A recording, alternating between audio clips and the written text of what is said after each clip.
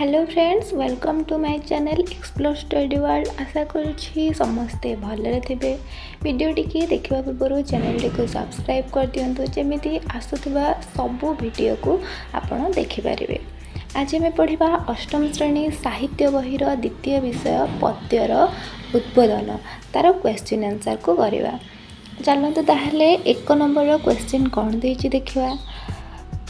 एक नंबर कही कौन ना कहा किरणर स्पर्श पद्म फूलटीए फुटी थाए। कहा किरणर स्पर्श ना सूर्यंकर किरणर स्पर्श पद्म फूलटीए फुटी थाए। एक नंबर खरे कौन कही उद्बोधन कवितार महुमाछी विषय कवि कौन कही महुमाछी विषय।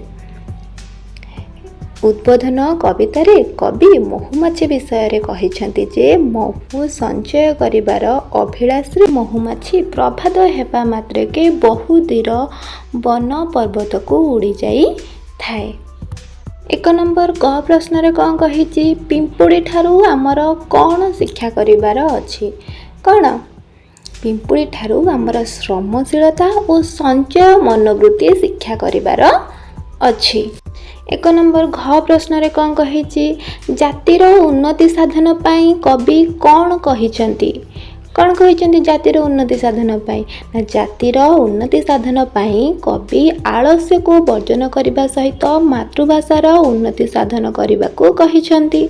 एक नंबर उरे कौन कही ना मातृभाषा पोथी छुईबा को करे अन्य केउ जाति लज्जाबोध करे। कला केउ मानकु लक्ष्य करी कवि एहा कहिसेंति बा कुहा जाइछि। केउ मानकु ना मातृभाषा पोथी छुईबा को करे अन्य केउ जाति लज्जाबोध करे एहा मातृभाषा प्रति उदासीन रहुतबा ओडिया जाति को लक्ष्य करी कुहा जाइछि। एबे आमे 2 नंबर को जिबा कहला आस 2 बा 3टी वाक्य रे तळ प्रश्नर उत्तर गुडी को लेखिबा। कला सोई रहिथिबा सिंह की असुविधा भोग करे ना सोई रहिथिबा सिंह पाटी रे आपे आपे आसी आहार पशि जाए नाही, तेणु से उपवास रही थाए। 2 नंबर खरे कौन कहिला ना निज ठारू अधिक बलशाली जंतु मानकु मनीष आयत करि पारिछि। एहार कारण कौन यार कारण ना निज ठारू अधिक बलशाली जंतु मानकु मनीष आयत करि पारिछि। एहार कारण हेउछि मनीषर ज्ञान कौशल। मनीष ता निजर ज्ञान कौशल माध्यम रे बड़ बड़ सिंह को भी आयत करि पारिछि। 2 नंबर ग प्रश्न कौन कही ना मनीषर उन्नति सहित भाषार की संपर्क रही। भाषार की संपर्क रही ना मनीषर उन्नति सहित भाषार नानाविध संपर्क रही। कारण भाषा ज्ञान द्वारा मनीष कुशली हुए और सहजरे अन्य को आयत करिपारे। 2 नंबर घरे कौन कही ना कौन पाई आमे हृदय रे उच्च अभिलाष पोषण करिबा ना निज मातृभाषार उन्नति पाई आमे हृदय रे उच्च अभिलाष पोषण करिबा। एहा द्वारा आमे मध्य उच्च स्थान लाभ करि पारिबा।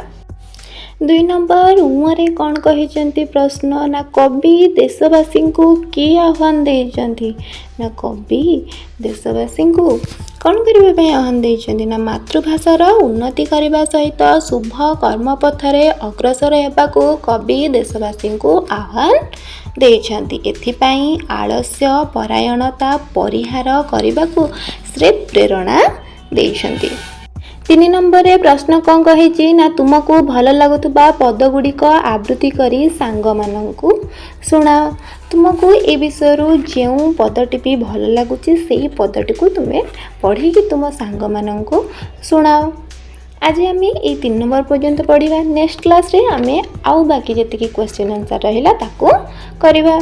आशा करछि वीडियोटी तुम मानक पई उपयोगी हेइथिबो और निश्चय भल लगी। जदि भल लगी चैनल को सब्सक्राइब करदेव, वीडियो को लाइक करदेव और चैनल को शेयर करदेव, जहाँद्वारा तुम सहित तुम सांग मैंने भी या द्वारा उपकृत हो पारे।